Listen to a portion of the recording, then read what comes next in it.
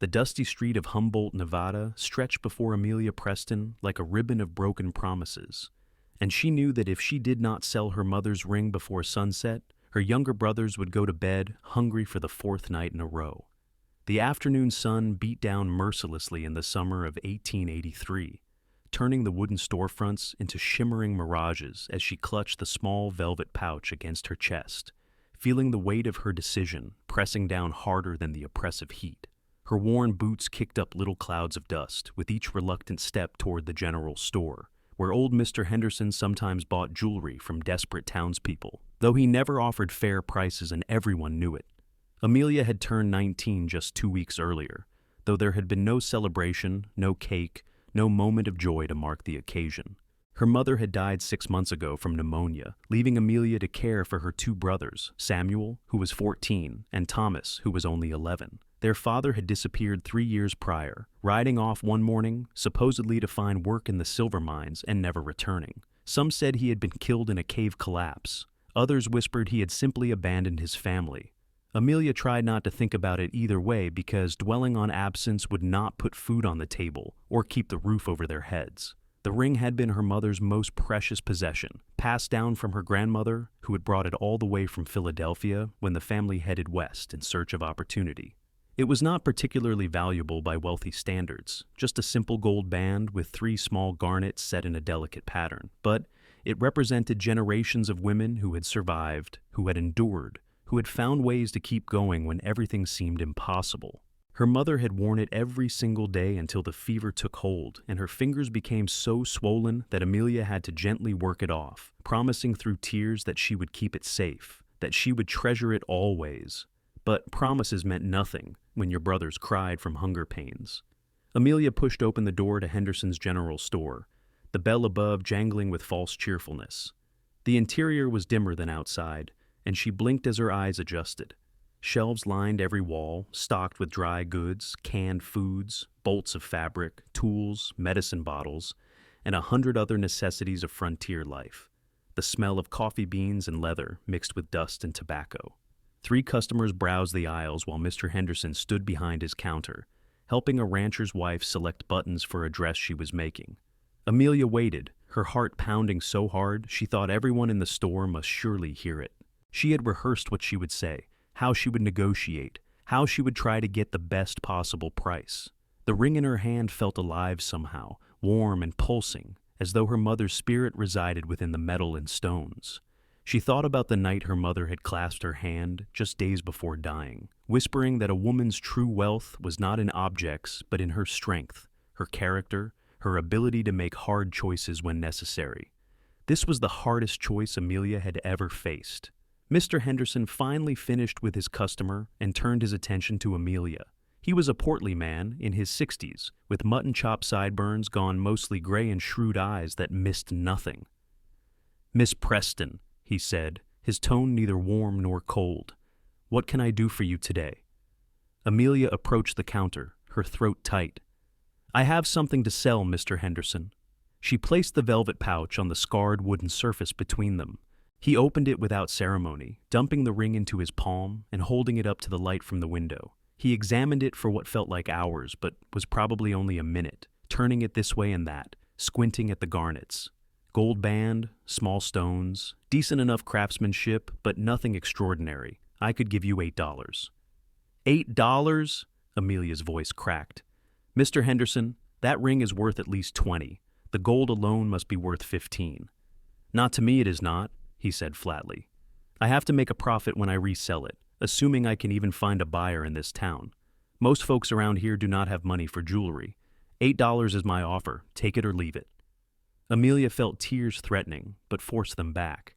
$8 would buy food for perhaps 10 days if they were extremely careful.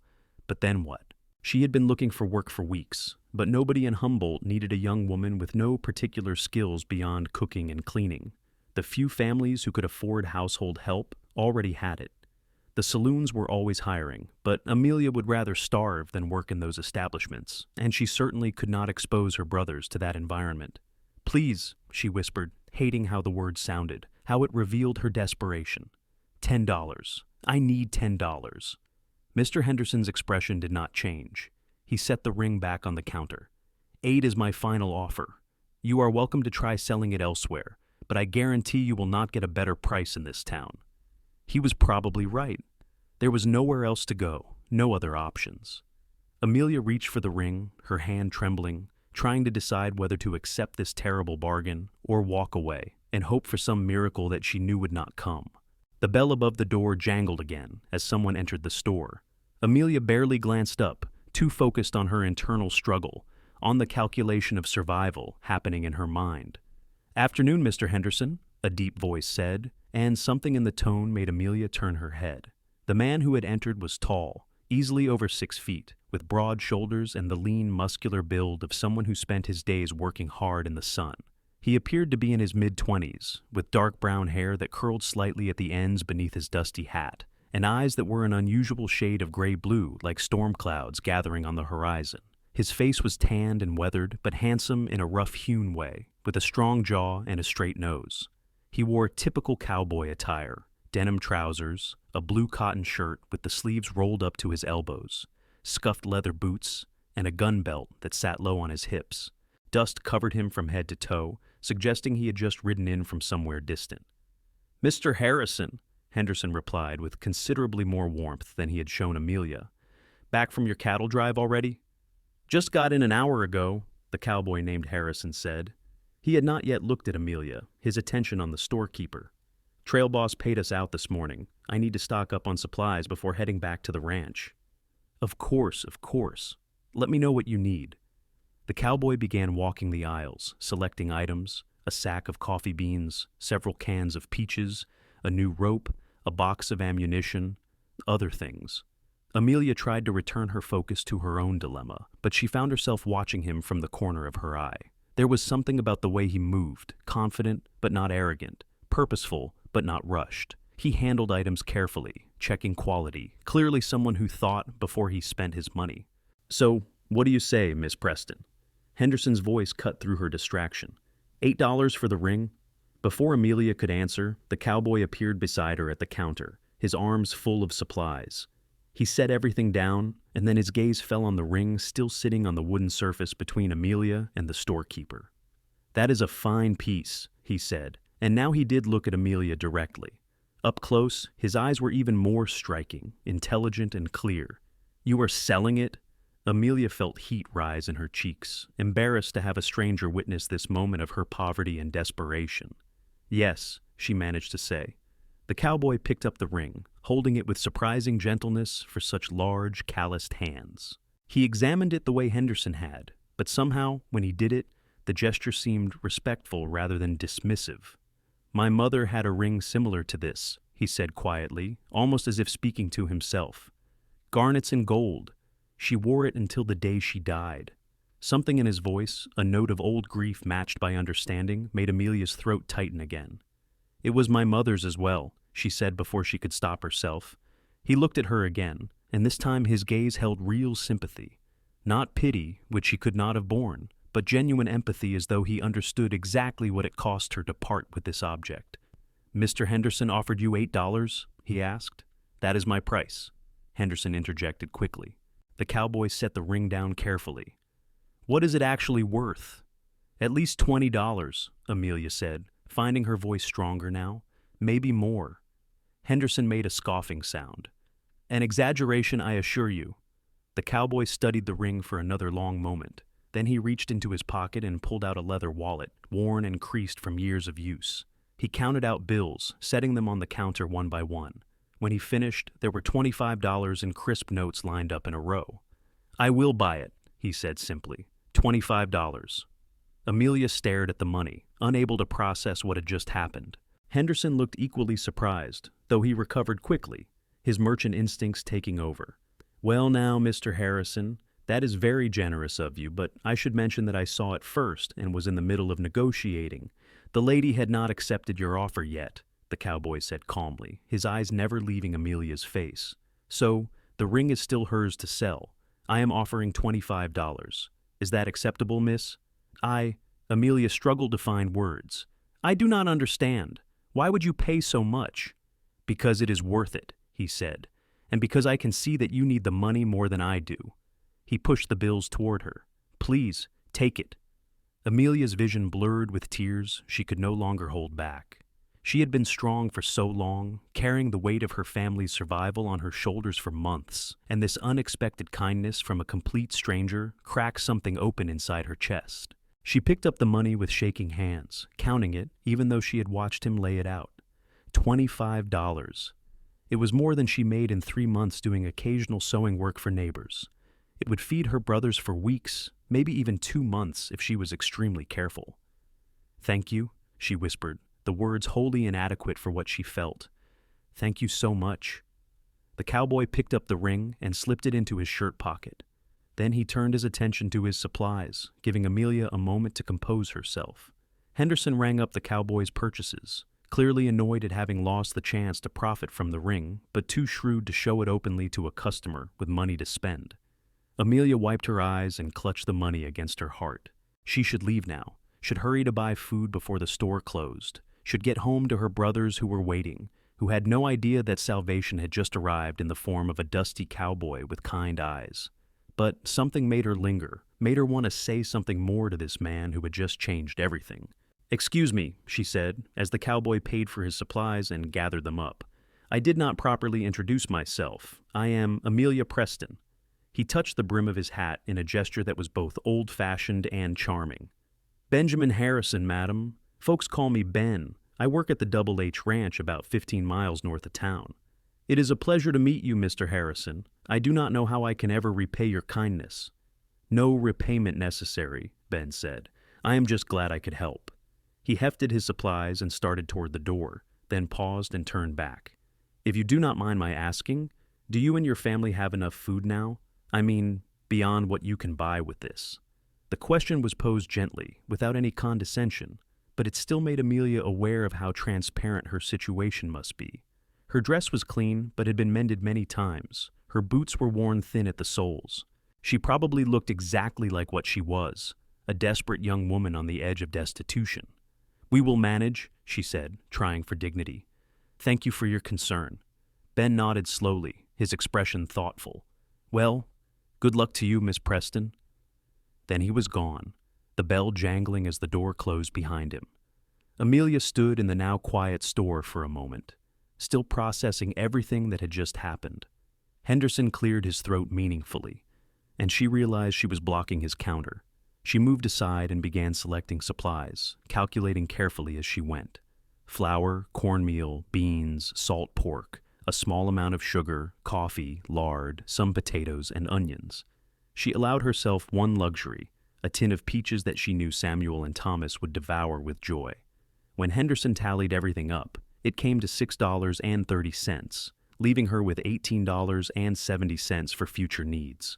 She left the store with her purchases in a cloth sack, her steps lighter than they had been in months despite the weight she carried. The sun was lower now, painting Humboldt's main street in shades of orange and gold. A few cowboys rode past, heading toward the saloons that would soon be filling with ranch hands looking to spend their wages on whiskey and card games. The sound of an out-of-tune piano drifted from one establishment, punctuated by rough laughter. Amelia hurried away from that part of town, toward the quieter residential area where she and her brothers rented a small 2-room house on the edge of town.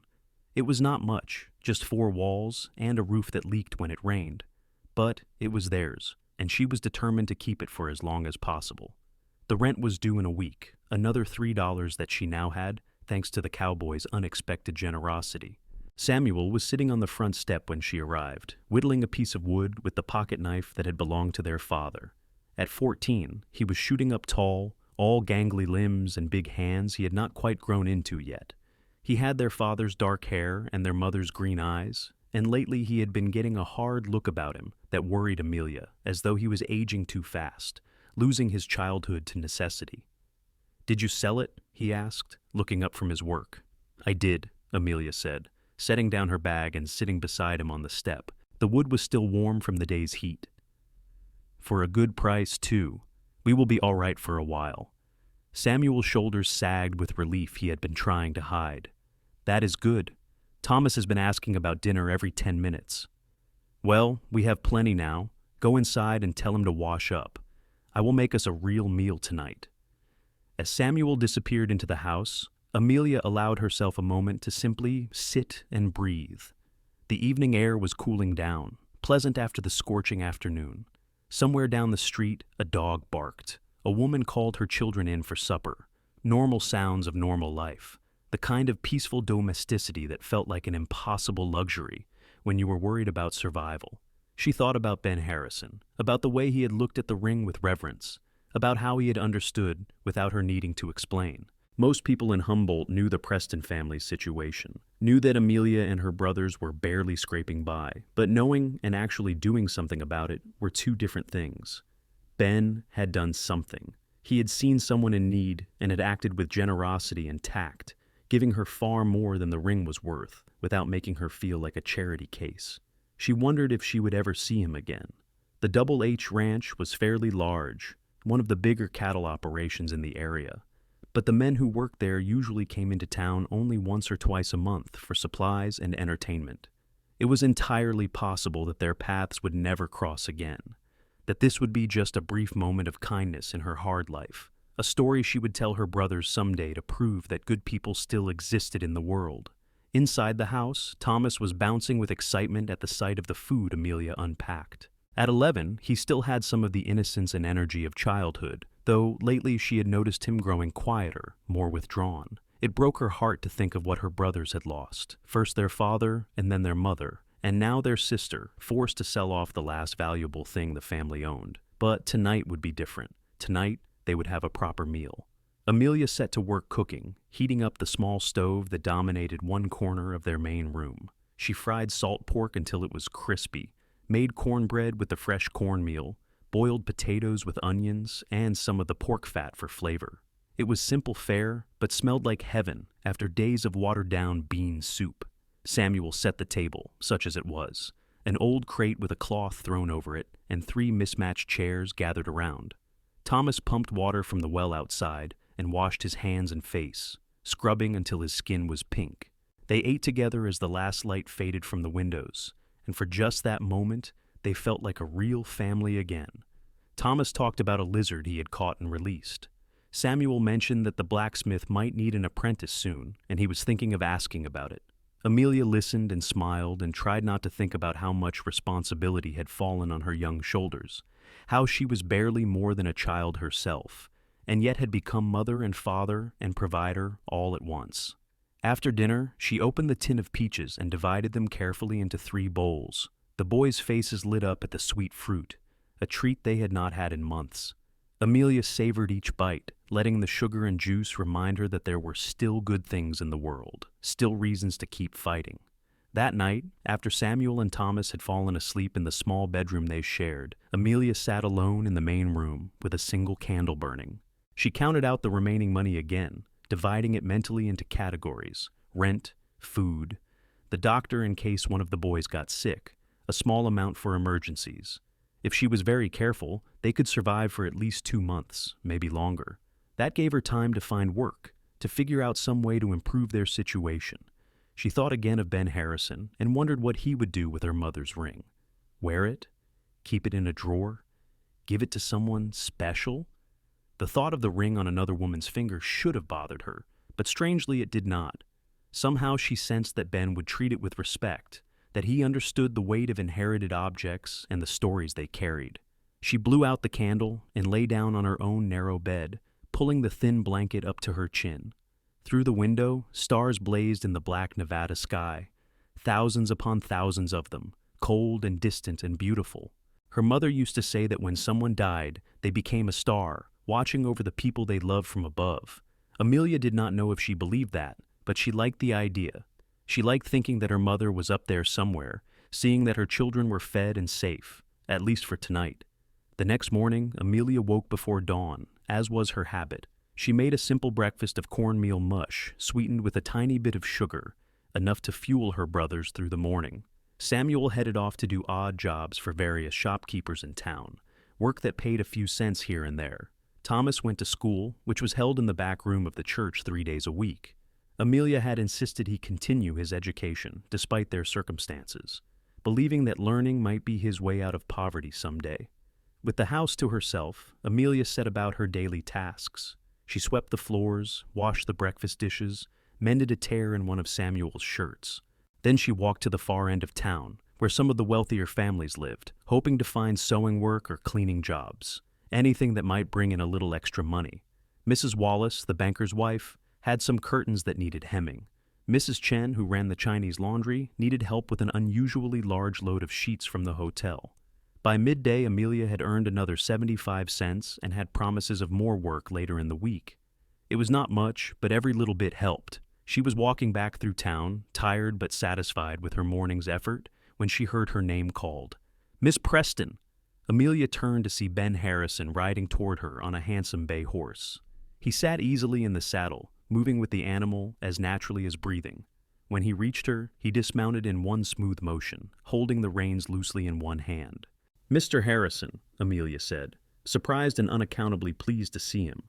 "I did not expect to encounter you again so soon." "I had some additional business in town," he said, though something in his expression suggested that was not entirely true. "I am glad I ran into you, actually. I wanted to give you something." He reached into his saddlebag and pulled out the velvet pouch she had carried into the general store yesterday. But there was something inside it, something that made it bulge. Confused, Amelia took it when he offered it to her. She opened the pouch and gasped. Her mother's ring lay inside, the garnets glinting in the sunlight. But that was not all. Wrapped around the ring were more bills, at least another $20 by her quick estimate. "I do not understand," Amelia said, looking up at Ben with shock. "Why are you giving this back?" "Because you should not have to sell it," he said simply. "I could see how much it meant to you. No one should have to part with their mother's legacy just to eat. But you paid for it. It is yours now." "I bought it specifically to give it back to you," Ben said, "along with enough money to buy a week of food, maybe more if you were careful." He gestured at the pouch. "That is another $20. Combined with what you got yesterday, you should be comfortable for a good while." Amelia felt tears welling up again, overwhelmed by this stranger's continued kindness. "Mr. Harrison, I cannot accept this. It is too much. You do not even know me." "Maybe not yet," he said. And there was something in his voice, something warm and interested, that made Amelia's heart skip. "But I would like to, if you would allow it. I know it is forward of me, and I apologize if I am overstepping. But would you do me the honor of having supper with me tonight? There is a decent restaurant at the hotel. Nothing fancy, but the food is good." Amelia stared at him, completely thrown off balance. A man was asking her to supper. Not just any man, but the man who had just shown her more kindness than anyone had in months. She should say no. She had 2 brothers to care for. Responsibilities. No time for socializing or courting or whatever this was. But when she opened her mouth, what came out was, "Yes, I would like that." Ben's face broke into a genuine smile that transformed his features from merely handsome to something that made Amelia's stomach flutter. "Wonderful. Would 6 o'clock suit you? I can meet you at the hotel." 6 o'clock, Amelia agreed, her voice sounding strange to her own ears. "Until then, Miss Preston." Ben touched his hat brim again, that gesture she was coming to find endearing, then swung back up into his saddle with athletic grace. He rode off down the street, and Amelia stood watching him go, clutching the velvet pouch that held both her mother's ring and an impossible amount of money. What had just happened? She looked down at the ring, slipping it onto her own finger where it fit perfectly, just as it had on her mother's hand. The metal was warm from being in the saddlebag, and the garnets caught the light like small droplets of blood.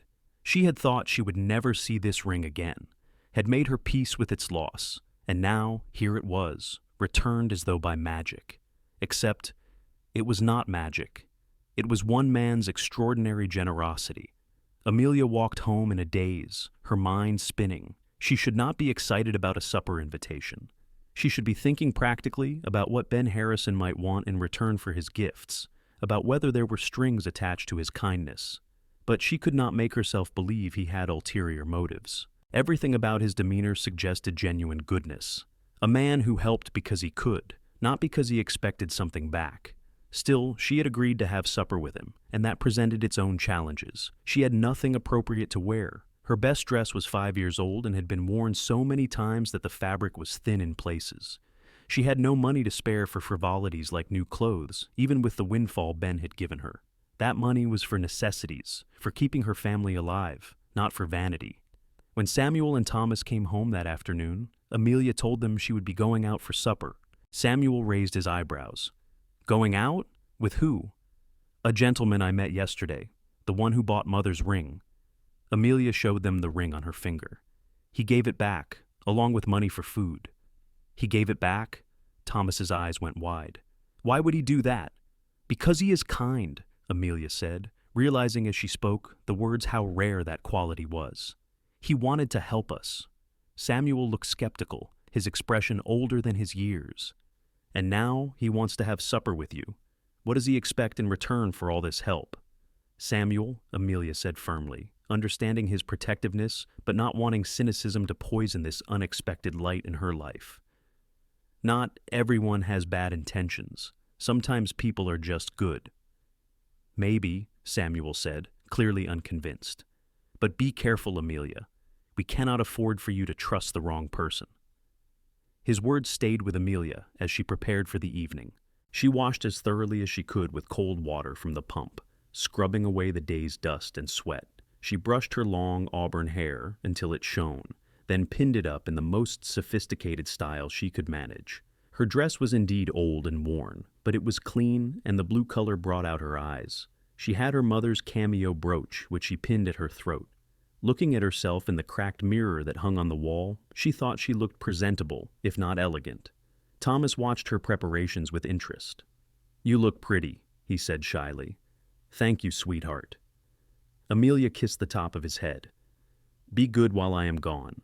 Samuel is in charge. I am always good, Thomas protested, which made Amelia smile because it was largely true. He was a sweet boy, quieter than Samuel, but with a gentle soul that reminded her of their mother. The walk to the hotel took only 10 minutes, but Amelia felt her nervousness growing with every step. She had never done anything like this before. There had been boys who showed interest when she was younger, before her mother got sick and her whole life became about survival, but nothing had ever come of those tentative flirtations. She had no experience with courtship, no idea how to behave on something that might be considered a date. Ben was waiting outside the hotel when she arrived, and he had clearly made an effort with his own appearance. He wore clean trousers and a white shirt with a string tie, his hair still damp as though he had washed it recently. His face lit up when he saw her, and he hurried over to meet her. Miss Preston, you look lovely, he said, and the compliment sounded utterly sincere. Thank you. You look very nice as well. He offered his arm, and after a moment's hesitation, Amelia took it.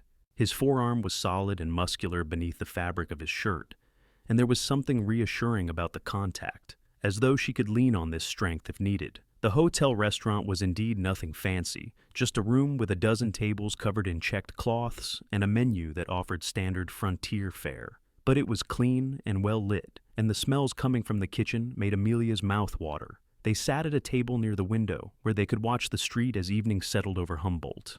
A harried waitress took their orders. Ben asked for steak and potatoes. Amelia, acutely aware of costs even though Ben was paying, requested the chicken dinner. The waitress brought them coffee while they waited, strong and hot and bitter, in a way that Amelia had learned to appreciate. Tell me about yourself, Ben said once they were alone. Have you lived in Humboldt long? All my life, Amelia said. My parents came here before I was born, during the mining boom. My father worked in the mines for a while, then did various jobs around town. My mother took in sewing and laundry. It was not an easy life, but it was a life. And now you care for your brothers alone? Amelia nodded, wrapping her hands around the warm coffee cup. My mother died 6 months ago. Pneumonia. My father has been gone for 3 years. I am all Samuel and Thomas have left. That is a heavy burden for someone so young. I am 19, Amelia said, a bit defensively. I am not a child. I did not mean to suggest you were, Ben said quickly. I just meant that you have had to grow up faster than you should have. That is hard. His understanding diffused her defensiveness. It is hard, she admitted. Some days I do not know how we will get through, but we manage. We keep going because what else can we do? You are stronger than you know, Ben said quietly. I could see that yesterday, the way you were negotiating with Henderson, even though you were clearly upset. You were fighting for your family. What about you? Amelia asked, wanting to shift the focus away from her own troubles. Tell me your story. How did you end up working at the Double H Ranch? Ben leaned back in his chair, cradling his own coffee cup. I grew up in Colorado, on a small ranch my parents owned. Learned to ride before I could walk, my mother used to say. When I was 17, my parents both died in a flash flood. The ranch was lost, debts and all. I drifted for a while, worked various jobs, finally ended up here in Nevada about 3 years ago. Found work at the Double H and discovered I was good at it. Cowboy's work is hard, but it suits me. Being out on the range, working with cattle and horses, sleeping under the stars. It feels right. Do you have any other family, brothers or sisters? No, I was an only child. No aunts or uncles either, or at least none that I know of. It has just been me for a long time now. There was loneliness in his words that matched something in Amelia's own heart. They were both orphans in their way, both trying to make lives for themselves in a hard land. The recognition of that shared experience created a connection between them, an understanding that went beyond words. Their food arrived, and for a while they ate in comfortable silence. The chicken was tender and well seasoned, served with mashed potatoes and green beans that had likely come from a can, but tasted like luxury to Amelia after days of sparse meals. She found herself relaxing, enjoying the simple pleasure of a good meal in pleasant company. I hope I did not put you in an awkward position by returning the ring, Ben said eventually. I just could not keep it knowing what it meant to you. It felt wrong. It was incredibly generous, Amelia said. More than generous. I still cannot quite believe you did it. My mother always told me that when you have enough to share, you should share it. I had a good trail drive, got paid well. I do not have many expenses living at the ranch as I do. It seemed like the right thing to do. Most men would not see it that way. Then most men are fools, Ben said with a slight smile. Helping someone in need is not charity. It is just basic human decency. They talked for over an hour, the conversation flowing easily from topic to topic. Ben told her about life on the ranch, the hard work and long days, but also the satisfaction of it, the camaraderie among the cowboys, the beauty of Nevada's high desert landscapes. Amelia told him about her brothers, about Samuel's growing maturity and Thomas's gentle nature, about her hopes that they might someday have better opportunities than she had. You should teach, Ben said at one point. You speak well, and you clearly value education. The town could probably use another teacher. I do not have formal training, Amelia said, though the idea appealed to her. I only completed school through the 8th grade myself. That is more than most people around here. And teaching is not about how much you know. It is about caring whether students learn. You have that quality. Amelia filed the suggestion away to think about later. The idea of doing something beyond just surviving, of having actual work that mattered, was intoxicating. As the evening wore on and the restaurant began to empty, Amelia realized with surprise that she did not want the night to end. She was enjoying herself in a way she had not in months, maybe years. Ben was easy to talk to, intelligent and thoughtful, and there was something in the way he looked at her that made her feel seen, truly seen, as a person rather than just a desperate girl struggling to keep her family afloat. Finally, Ben paid the check despite Amelia's half-hearted protest, and they walked out into the cool evening air. Stars blazed overhead, and from the saloons down the street came the sounds of pianos and laughter, and the occasional gunshot, fired in celebration or anger. Let me walk you home, Ben said. You do not have to do that.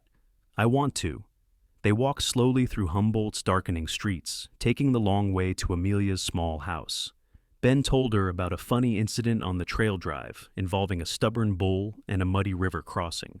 Amelia found herself laughing, genuine laughter that felt like medicine for her worn spirit. When they reached her house, Samuel was visible through the window, reading by lamplight. Ben stopped at a respectful distance from the door. Thank you for this evening, Amelia said. I had a wonderful time. So did I. Ben hesitated, then said, I know you have a lot of responsibilities, and I do not want to be a burden or a distraction, but I would like to see you again, if you are willing. I come into town most Saturdays. We could take a walk or have supper again or whatever you would like. Amelia's heart beat faster. This was more than just one kind gesture now. This was the beginning of something, a relationship, a courtship, whatever word applied. She should be cautious. She should think about Samuel's warning, about the possibility of ulterior motives, about all the ways this could go wrong. But when she looked into Ben's gray-blue eyes, she saw only honesty and hope. "I would like that," she said. "Very much." Ben's smile was radiant. "Saturday, then. I will meet you at noon, if that works. We could take a picnic up to the hills outside town. There is a spot with a good view." "Noon on Saturday," Amelia agreed. Ben reached out and gently took her hand, raising it to his lips in a gesture that was both old-fashioned and intimate. His lips brushed across her knuckles for just a moment, and Amelia felt heat rush through her entire body at the contact. "Good night, Miss Preston." "Good night, Mr. Harrison, and please call me Amelia." "Only if you call me Ben." "Good night, Ben." "Good night, Amelia." She watched him walk away, his tall figure gradually disappearing into the darkness. Only when he was completely out of sight did she go inside, where Samuel looked up from his book with a skeptical expression. "So?" he asked. "So what? So what happened? What is he like? Can we trust him?" Amelia sat down in the chair across from her brother, suddenly exhausted but in a good way, pleasantly tired rather than ground down by worry. "He is kind," she said, "and honest, I think, and he wants to see me again." "Amelia!" Samuel's voice held warning. "I know," she said. "I know I need to be careful. But Samuel, I cannot spend my entire life being afraid. Not every man is like father, running away when things get hard. Some men are good. Ben seems to be one of them." Samuel studied her face for a long moment, then sighed. "Just promise me you will be smart about this. We need you. Thomas and I, we need you. If something happened to you because you trusted the wrong person—" "Nothing will happen to me," Amelia said with more confidence than she felt. "I promise I will be careful. But I also deserve a chance at happiness, do I not? At something more than just surviving?" "You do," Samuel admitted. "You deserve that more than anyone. I just worry." "I know, and I love you for it." Amelia stood and ruffled his hair, a gesture from when he was smaller that he tolerated now only grudgingly. "Everything will be all right. You will see." That night, lying in bed with her mother's ring on a chain around her neck, Amelia replayed the entire evening in her mind, the way Ben had looked at her across the table, the sound of his laugh when she said something amusing, the feel of his lips on her hand, brief and proper, but somehow full of promise. She could not remember the last time she had felt this way, light and hopeful and excited about the future. For months, her life had been nothing but grinding worry about how to keep food on the table and a roof over their heads. The prospect of something good, something hers, felt both thrilling and terrifying. But she was going to allow herself to feel it anyway. She was going to take this chance, see where it led, let herself be happy for once, instead of just enduring. Saturday took forever to arrive. Amelia worked through the week, doing laundry for Mrs. Chen, sewing for Mrs. Wallace, helping at the church with whatever needed doing. She spent the money Ben had given her carefully, buying staples that would last, resisting the temptation to splurge on anything unnecessary. Samuel found work helping the blacksmith, which paid better than his odd jobs. Thomas continued going to school, coming home with stories about lessons and other children that made Amelia glad she had kept him in classes despite their poverty. On Friday night, Amelia washed her hair with a precious sliver of soap she had been saving, rinsing it in cold water until it squeaked. She laid out her least worn dress, a simple cotton print in green that her mother had made 2 years before she died. It fit well, emphasizing Amelia's slim waist and the curves she usually hid beneath looser garments. Saturday morning dawned clear and hot, another perfect Nevada summer day. Amelia dressed with care, braiding her hair and coiling it at the base of her neck. She packed a small bag with a blanket and a few items to contribute to the picnic. Some cornbread she had baked that morning, a small jar of preserves, a tin cup for water. Samuel and Thomas both gave her searching looks as she prepared to leave. "You look nice," Thomas offered. "Very nice," Samuel added, though his tone suggested he was still reserving judgment about this entire situation. "I will be back before dark," Amelia promised. "There is bread and cheese for lunch. Do not burn the house down." "We will not," Thomas said, rolling his eyes. Amelia walked into town with butterflies dancing in her stomach. She arrived at the meeting spot, in front of the general store, a few minutes before noon. Ben was already there, sitting astride his bay horse and leading a second horse, a pretty gray mare with a white blaze on her face. He dismounted when he saw her, his face breaking into that smile that made her heart skip. "Amelia, you look beautiful." "Thank you. You look quite well yourself." He did. He wore clean denim and a dark blue shirt that matched his eyes, and he had clearly shaved that morning because his jaw was smooth. "I borrowed this mare from the ranch," he said, gesturing to the second horse. "Her name is Silver. She is gentle, perfect for riding, if you are comfortable with it." "I can ride," Amelia said, though it had been years. When she was younger, before everything fell apart, her father had taught her on borrowed horses. "Though I am not sure how good I still am." "Silver will take care of you." Ben helped her into the saddle, his hand steady on her waist as he lifted her up. The contact sent tingles through her body, awareness of his strength and proximity. Once she was settled, Ben mounted his own horse and they rode out of town at an easy pace. The mare was indeed gentle, responding to the lightest touch on the reins. As they left Humboldt behind, the landscape opened up into high desert, rolling hills covered in sagebrush and scrub, distant mountains purple against the blue sky. "How has your week been?" Ben asked as they rode. "Good, actually. I found more work, enough to keep us comfortable for a while. Samuel is helping the blacksmith now, learning a trade maybe. Thomas is doing well in school. And you, how are you?" The question, asked with genuine interest, touched something in Amelia. Nobody asked how she was anymore. People asked about her brothers, about whether they were managing, but nobody seemed to consider that she might have her own feelings and needs beyond being a caretaker. "I am good," she said, and realized it was true. "Better than I have been in a long time." They rode for about an hour, climbing gradually into the hills. Ben led them to a spot beneath a cluster of cottonwood trees, where a small spring created a rare patch of green in the otherwise brown landscape. A view stretched out below them, Humboldt looking tiny in the distance, the valley spreading wide and empty. They dismounted and Ben unpacked his saddlebags, pulling out an impressive amount of food. Fried chicken, fresh bread, apples, cheese, cookies that he admitted bashfully he had bought from the hotel restaurant because he could not cook to save his life. Amelia added her cornbread and preserves to the spread, and they sat on the blanket she had brought, surrounded by food and beauty and the drowsy hum of insects in the midday heat. "This is wonderful," Amelia said, biting into a piece of chicken. "Thank you for bringing me here.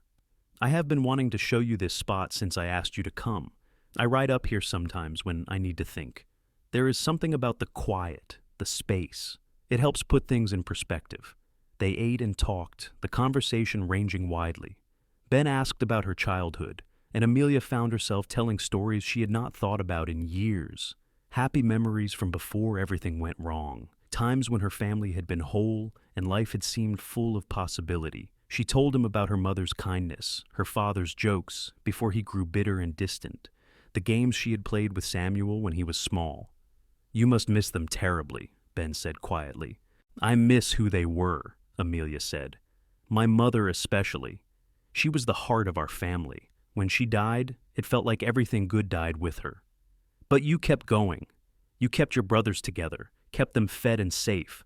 That is what she would have wanted. I hope so. Some days I feel like I am failing, like I am not enough to replace what they lost." "You are enough," Ben said with such conviction that Amelia looked at him in surprise. "You are more than enough. Your brothers are lucky to have you." The sincerity in his voice made Amelia's eyes sting with tears, but they were good tears, not the tears of desperation she had cried so many times in recent months. "Thank you for saying that." Ben reached across the blanket and took her hand, his calloused fingers intertwining with hers. "I mean it. You are remarkable, Amelia Preston." They sat like that for a while, holding hands, watching the landscape shimmer in the heat. Amelia felt something shifting inside her, walls she had built around her heart beginning to crack. She had been so focused on survival that she had forgotten what it felt like to be cared for, to be valued not for what she could do, but for who she was. "Tell me more about the ranch," she said eventually. "What is it like, living out there?" Ben described the Double H in vivid detail, the main house where the owner, Mr. Harper, lived with his wife and 3 daughters, the bunkhouse where the cowboys slept, the barns and corrals, the vast grazing lands that stretched for miles. He talked about the work, the daily rhythm of caring for cattle and horses, mending fences, riding out to check on the herds. There was affection in his voice when he spoke about the other cowboys, men who had become friends, almost family. "Do you think you will stay there?" Amelia asked. "Or do you have other plans?" "I have been thinking about that lately," Ben admitted. "I like working for Mr. Harper, and he has been good to me. But eventually I would like to have my own place. Nothing big, just a small ranch where I could raise horses maybe, or a modest cattle herd. Be my own boss, build something that lasts. That sounds like a good dream. What about you? What do you dream about?" Amelia had to think about that. Her dreams for so long had been reduced to just getting through each day. But Ben's question invited her to think bigger, to imagine a future that held more than just survival. "I dream about my brothers having opportunities," she said slowly. "Samuel learning a real trade, making a good living. Thomas getting an education, maybe becoming a teacher or a clerk, something where he can use his mind. And for me," she paused, feeling vulnerable, "I dream about having a home, a real home, not just a rented house that could be taken away. A place where I feel safe and settled. Maybe a garden where I could grow vegetables and flowers. A kitchen big enough to cook real meals. Silly things, probably." "Not silly at all," Ben said. "Everyone deserves a home. Everyone deserves to feel secure." He was still holding her hand, and now he lifted it to his lips again, kissing her knuckles as he had the first night. But this time, the gesture felt less formal, more intimate, a promise of something deeper. "Amelia," he said softly, "I know we have only known each other for a week. I know this is moving fast, but I feel something with you that I have never felt before. Connection, I suppose. Like, I have known you much longer than I have. Does that sound foolish?" "No," Amelia whispered, her heart pounding. "It does not sound foolish at all. I feel it too." Ben leaned closer, his eyes searching hers. "May I kiss you?" The question was asked with such respect, such regard for her choice, that Amelia felt a rush of affection for this man, who had appeared in her life like an answer to a prayer she had not known to pray. "Yes," she said. "Yes, you may." Ben cupped her face gently with his free hand, his palm rough but tender against her cheek. Then he leaned in and pressed his lips to hers, soft and questioning. Amelia responded instinctively, her eyes closing, her entire being focused on the sensation of his mouth on hers, the warmth of his body so close, the feeling of being wanted and cherished. The kiss was brief, just a few seconds, but when they pulled apart, Amelia felt transformed. She had been kissed before, quick stolen kisses from boys when she was younger, but nothing like this. This felt like a beginning, like a door opening onto a future she had not dared to imagine. "I have wanted to do that since the moment I saw you in Henderson's store," Ben admitted, his thumb stroking her cheek. "I am glad you did," Amelia said, feeling bold and shy all at once. They spent the rest of the afternoon together, talking and laughing, stealing occasional kisses that grew gradually longer and more confident. Ben told her about his plans for the future, about the small piece of land he had been saving to buy, about his dream of breeding horses. Amelia shared her own hopes, gradually allowing herself to articulate desires she had kept buried for months. As the sun began to lower toward the horizon, painting the desert in shades of gold and amber, Ben reluctantly said they should head back. He helped Amelia onto the mare, then mounted his own horse. They rode down from the hills at a leisurely pace, both of them quiet now, but comfortable with the silence. When they reached Humboldt, Ben insisted on seeing her all the way home, despite Amelia's protests that it was not necessary. At her door, he dismounted and helped her down, his hands lingering on her waist. "When can I see you again?" he asked. "Next Saturday," Amelia suggested. "Unless you come to town sooner." "I will come to town sooner," Ben said decisively. "How about Wednesday? I could make an excuse to come in for supplies." Amelia laughed. "Wednesday, then. I will meet you at the same place, noon." "It is a date." Ben kissed her once more, quickly because they were in public view, then mounted up. "Until Wednesday, Amelia." She watched him ride away, her hand pressed to her lips where she could still feel the ghost of his kiss. When she turned to go inside, she found both her brothers standing in the doorway, having clearly been watching. "Do not say anything," Amelia said, but she was smiling. "I was not going to say anything," Samuel said, though he was smiling too. "But you look happy, really happy."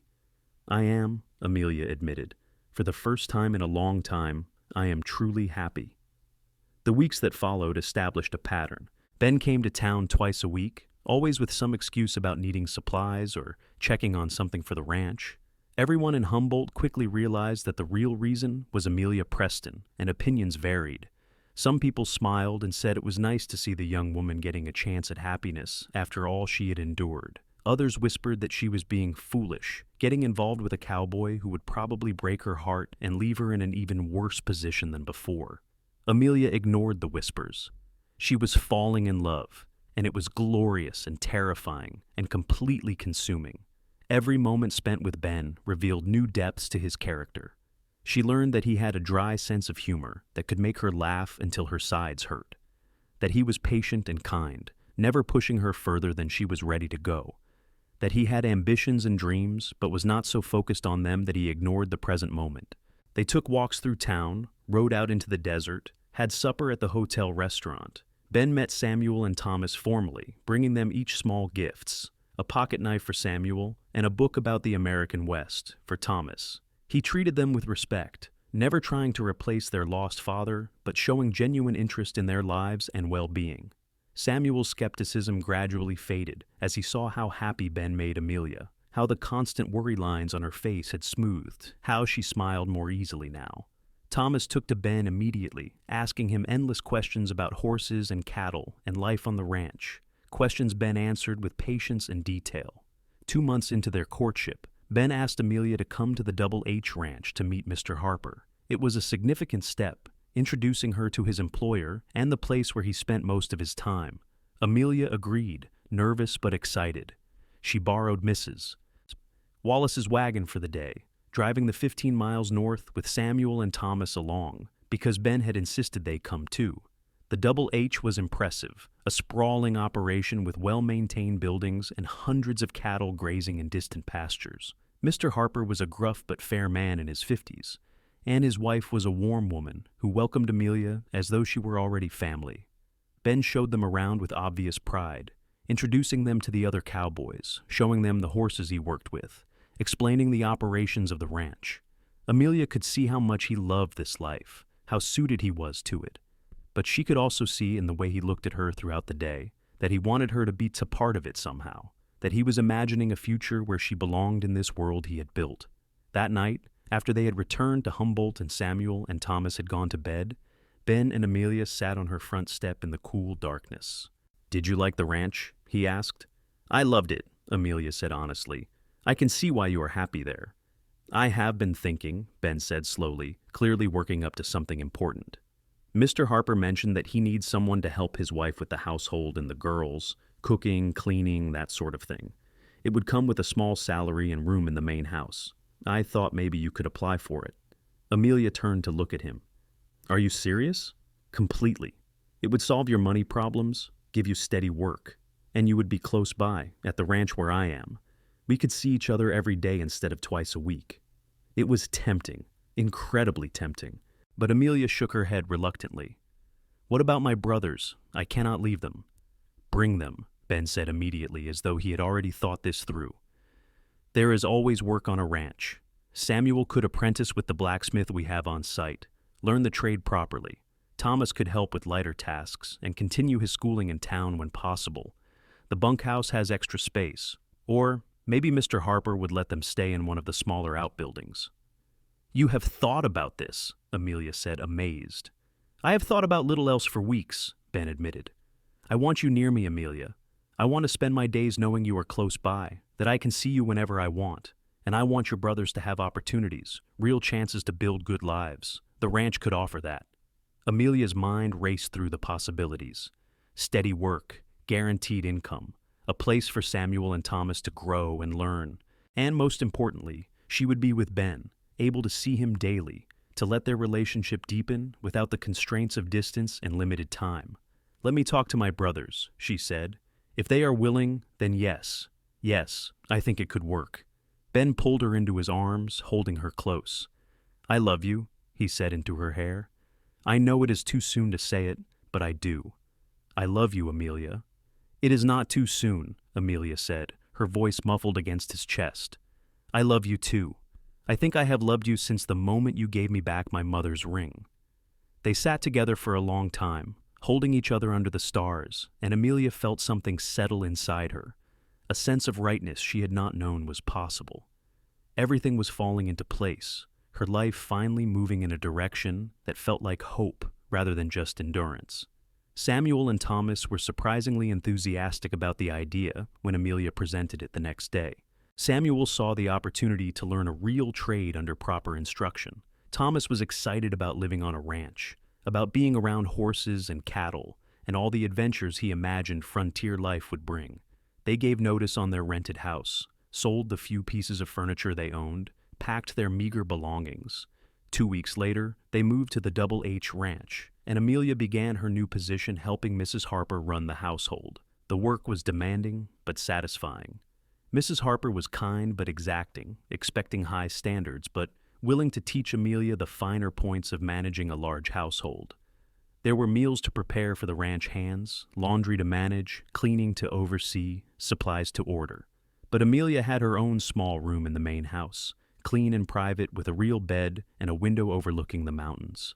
Samuel moved into the bunkhouse with the other young workers and began his apprenticeship with enthusiasm. Thomas divided his time between light ranch chores and schoolwork, thriving under the structure and security, and Amelia saw Ben every day.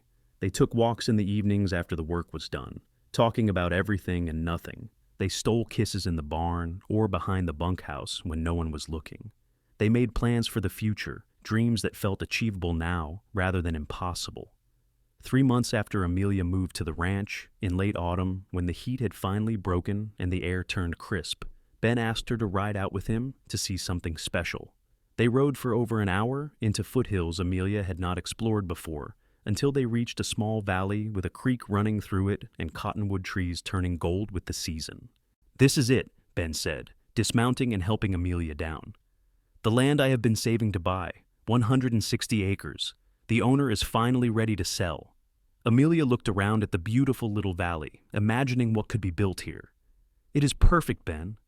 "I have enough saved for the down payment," Ben said. "Mr. Harper is willing to help me get a loan for the rest. I could start building a house next spring, get some horses to start a breeding operation. It would take a few years to get established, but I think I could make it work." "I know you could," Amelia said with complete confidence. Ben took both her hands, his expression serious. "I want you to be part of this, Amelia. Not just visiting, but living here, building this place with me. I want you to be my wife." Amelia's breath caught. She had known this was coming, had hoped for it, but hearing the actual words still made her heart race. "Are you proposing to me?" "I suppose I am, though not very gracefully."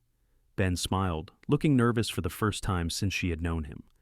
"I do not have a ring yet, but I wanted to ask you here, in the place where I hope we will build our life together. Amelia Preston, will you marry me?" There was only one possible answer. "Yes," Amelia said, tears streaming down her face. "Yes, yes, yes. Of course I will marry you." Ben swept her into his arms, spinning her around as she laughed and cried at the same time.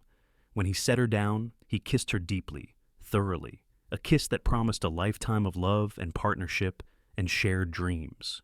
They were married in Humboldt that December, a small ceremony in the church with Samuel and Thomas standing as witnesses along with some of Ben's friends from the ranch. Amelia wore a simple white dress that Mrs. Harper had made for her as a wedding gift. Ben wore his best clothes and looked so handsome that Amelia could hardly believe he was really hers. The wedding was followed by a modest celebration at the ranch with food and music and dancing that lasted into the night. Mr. and Mrs. Harper gave them a week off as a wedding present, which Ben and Amelia spent in the small cabin he had built at the edge of the ranch as temporary living quarters until the house in the valley could be completed. Those first days of marriage were a revelation. Amelia had never experienced the kind of intimacy she now shared with Ben. The joy of waking up beside him each morning, of learning the contours of his body and the depths of his heart. They talked for hours about their plans, about the ranch they would build, about the children they hoped to have someday. "How many children do you want?" Amelia asked one evening as they lay together in the narrow bed, wrapped in quilts against the winter cold. "At least 4, Ben said immediately. "I always wished I had siblings growing up. I want our children to have brothers and sisters, to never be alone." "Four sounds wonderful," Amelia agreed. "Though you might change your mind after the first one arrives." Ben laughed. "Maybe, but I doubt it. I want a house full of noise and chaos and love." They spent the winter planning and saving every penny. Ben continued working for Mr. Harper, while spending his free time preparing the valley for building. Samuel was progressing well in his blacksmithing apprenticeship, showing real talent for the work. Thomas was growing tall and strong, losing the fragile quality he had carried after their mother's death. In the spring, construction began on the house. It was a modest structure, just 4 rooms to start with, the plan to add on as the family grew. Ben did much of the work himself, with help from friends and other ranch hands on their days off. Amelia worked alongside them when she could, sawing boards and hammering nails and painting walls. It was hard physical labor, but satisfying in a way she had never experienced before. She was building something permanent, creating a home that belonged to her and Ben, a place that could never be taken away. The house was completed by midsummer. It had a main room with a fireplace and kitchen area, a bedroom for Ben and Amelia, a smaller room for future children, and a loft space that Samuel and Thomas would share until they were old enough to build their own places. There were real glass windows and a sturdy roof and a front porch where they could sit in the evenings and watch the sun set over the mountains. Moving day was joyous chaos. They had little furniture yet, just the basics that Ben had built or bought secondhand. But it was enough. That first night in their own home, Amelia stood in the main room and looked around at what they had created together and felt overwhelming gratitude for how far she had come from that desperate afternoon in Henderson's store when she had been prepared to sell her mother's ring just to feed her brothers. She looked down at her hand now, where her mother's ring sat on her left hand alongside the simple gold wedding band Ben had given her. She had told him the story of the ring, of course, but she wore it now as a reminder of where she had been and how far she had come, and because somehow it felt like her mother's blessing on this new life. By autumn, Amelia was pregnant. The baby would arrive in the spring, and while she was nervous about childbirth, she was mostly excited. Ben was thrilled, already making plans to expand the house to add more room for the growing family he envisioned. The pregnancy was not easy. Amelia was sick for the first few months, barely able to keep food down.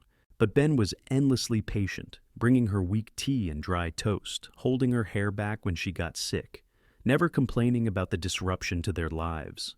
As she grew bigger, he took on more of the household tasks, refusing to let her overwork herself. Samuel, now 16, was nearly finished with his apprenticeship and already making plans to set up his own blacksmithing operation, perhaps in Humboldt or maybe on a neighboring ranch.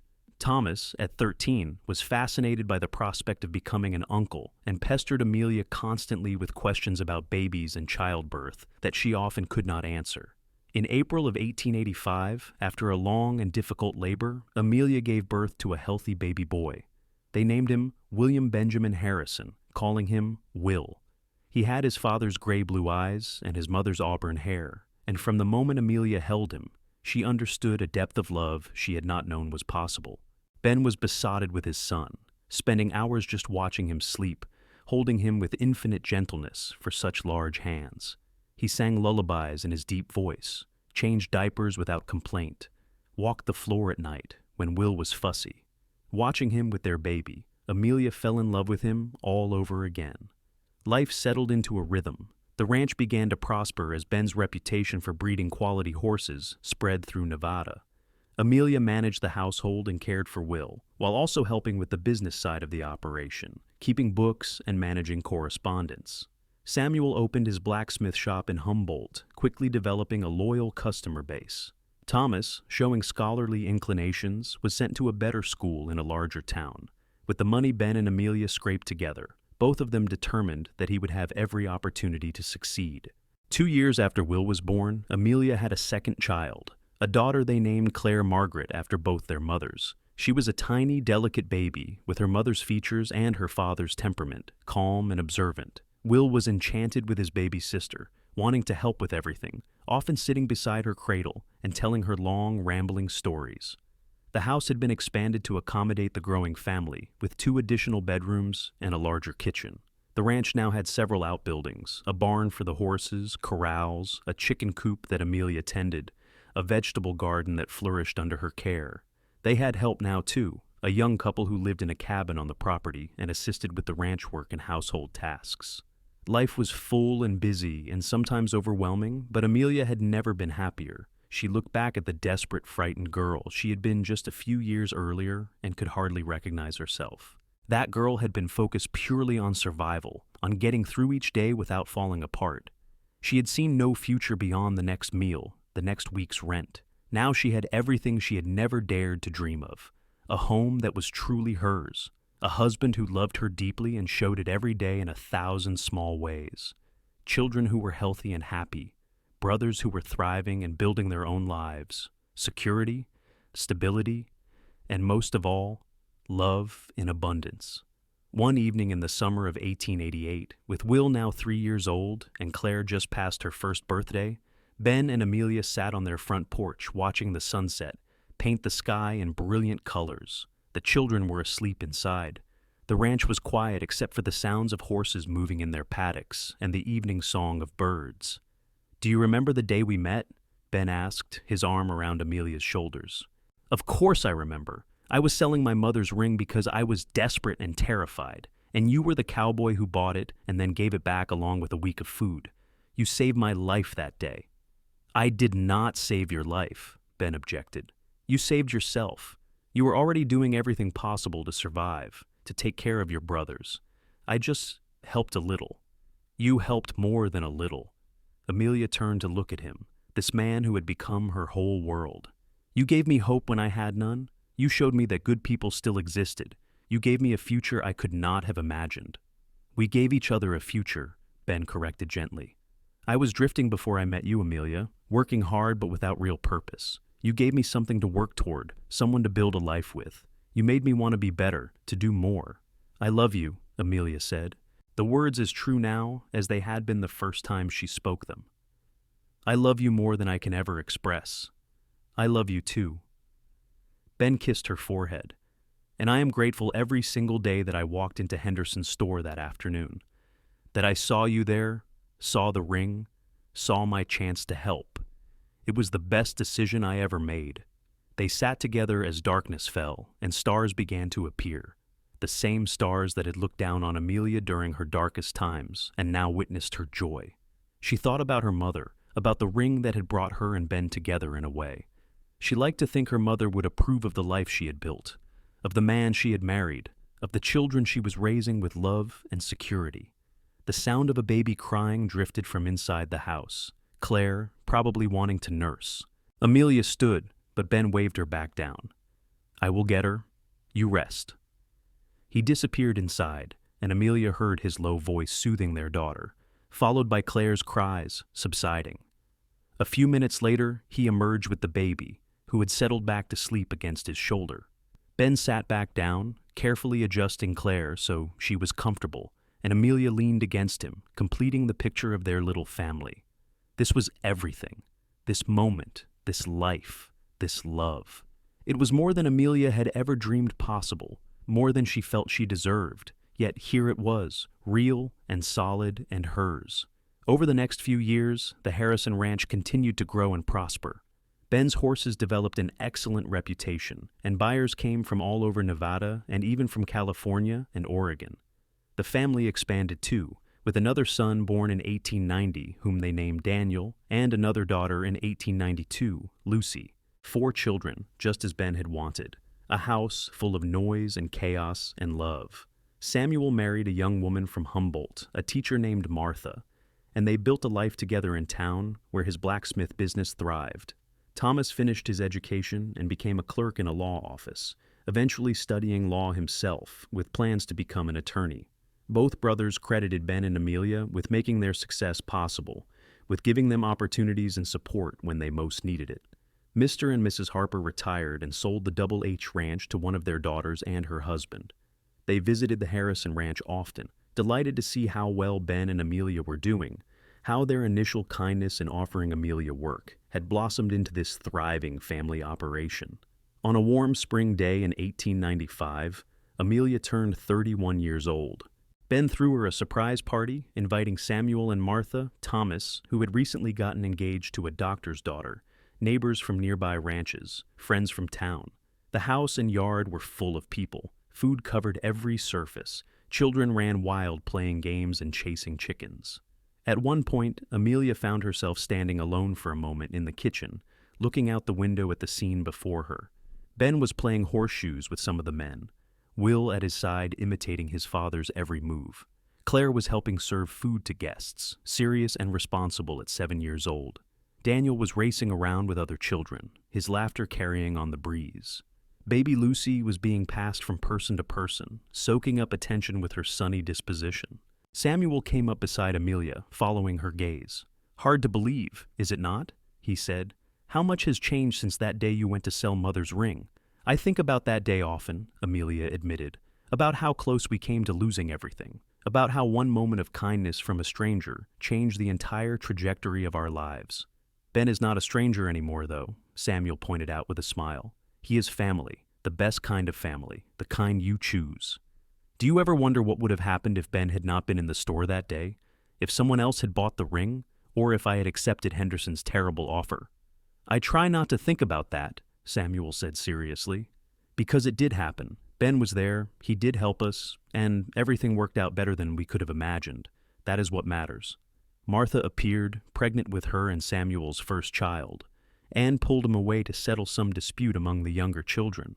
Amelia remained at the window for a moment longer, absorbing the joy and abundance surrounding her. She reached up and touched the ring that still hung on a chain around her neck, her mother's ring that she now wore this way to keep it safe. The wedding band, and a small diamond ring that Ben had given her on their 5th anniversary, adorned her left hand. But the garnet ring stayed close to her heart, a reminder of where she had come from and how far she had traveled. Ben came inside, hot and dusty from the horseshoe game. He wrapped his arms around Amelia from behind, resting his chin on top of her head. "Are you happy?" he asked, a question he posed regularly, always wanting to make sure she was content. "Happier than I have words to express," Amelia said, turning in his embrace to look up at him. "I have you, I have our children, I have a beautiful home and dear friends and family. I have everything I ever wanted and so much more." "Good," Ben said, kissing her thoroughly, despite the fact that they were in full view of their guests. "Because I plan to keep making you happy for the next 50 years at least." "Only 50?" Amelia teased. "You are right, that is not nearly enough. How about forever?" "Forever sounds perfect." As the years continued to pass, forever was exactly what they built together. The children grew up strong and healthy, each finding their own path in life. Will took over the ranch eventually, showing the same love for horses and the land that his father possessed. Claire became a teacher like her Aunt Martha, opening a school for ranch children in the area. Daniel headed west to California to try his luck in business. Lucy married young and had a brood of her own children, who called the Harrison Ranch their second home. Ben and Amelia grew older together, silver threading through their hair, lines deepening on their faces, but their love never wavered. If anything, it deepened with time, enriched by shared experiences and challenges overcome together. They added a rocking chair to the front porch where they sat on summer evenings, watching grandchildren play in the yard where their own children had played years before. One such evening, when Amelia was 53 and Ben 59, they sat together watching the sunset just as they had done countless times before. Will and his wife were handling the day-to-day operations of the ranch now, giving Ben and Amelia time to simply enjoy the fruits of their labor. "I have been thinking," Ben said, his hand finding Amelia's as naturally as breathing, "about that first day when I saw you in the store. Do you know what made me buy that ring?" "You said it reminded you of your mother's ring," Amelia said, though they had discussed this many times over the years. "It did, but it was more than that. When I looked at you, I saw something in your eyes. Determination, strength, a refusal to give up even though you were clearly at the end of your rope. I thought to myself, there is a woman worth knowing, a woman who fights for what matters. And I wanted to help you, yes, but I also wanted to know you, to understand what made you so strong." "And did you figure it out?" Amelia asked, charmed by this confession even after so many years together. "I did. It is love. You loved your brothers so much that you would do anything to protect them, even sell your most precious possession. That capacity for love, that fierceness, it is what I fell in love with, and it is what has made our life together so rich." Amelia felt tears prick her eyes, but they were happy tears. "You saw all that in one moment?" I did. And I have spent every day since then grateful that I trusted my instincts, that I took the chance to know you better. You are the best thing that ever happened to me, Amelia Harrison. And you are the best thing that ever happened to me. My cowboy who bought my mother's ring and gave it back along with a week of food and, as it turned out, a lifetime of love. They sat in comfortable silence as the sky darkened and stars emerged, the same stars that had always been there, bearing witness to their journey from desperate beginnings to this peaceful ending. Around them, the ranch settled into night, horses quiet in their stalls, chickens roosting, the sounds of family and home creating a symphony of contentment. Inside the house, Will and his wife were putting their children to bed, reading stories and singing lullabies the way Ben and Amelia had done with them years ago. The cycle continued, generation after generation, each one building on the foundation that Amelia and Ben had established with hard work, determination, and most of all, love. "Come on," Ben said eventually, standing and offering Amelia his hand. "Let's go to bed. Tomorrow Will wants my help with breaking that new stallion, and I need my rest if I'm going to be any use." Amelia took his hand, letting him pull her to her feet. They walked inside together, through the house they had built with their own hands, past the photographs that lined the walls documenting their life together. Pictures of their wedding day, of each child as a baby, of family gatherings and ranch milestones, a visual history of the life that had begun with one act of kindness in a dusty general store. As Amelia prepared for bed, she took off her jewelry and placed it in the small wooden box Ben had made for her years ago. Last to come off was the chain with her mother's ring. She held it for a moment, as she did every night, thinking about the woman who had worn it first, who had passed it down with love and hope for the future. "Thank you, Mother," Amelia whispered, a nightly ritual. "Thank you for this ring, for the reminder it gave me of where I come from and what matters most. I hope I have made you proud." She placed the ring carefully in the box and climbed into bed beside Ben, who immediately pulled her close. This was home, she thought. Not the house, not the land, but this man beside her, his warmth and strength and unwavering presence. He was her home, her anchor, her greatest blessing. "I love you," she said into the darkness. "I love you too," Ben murmured, already half asleep. "Always have, always will."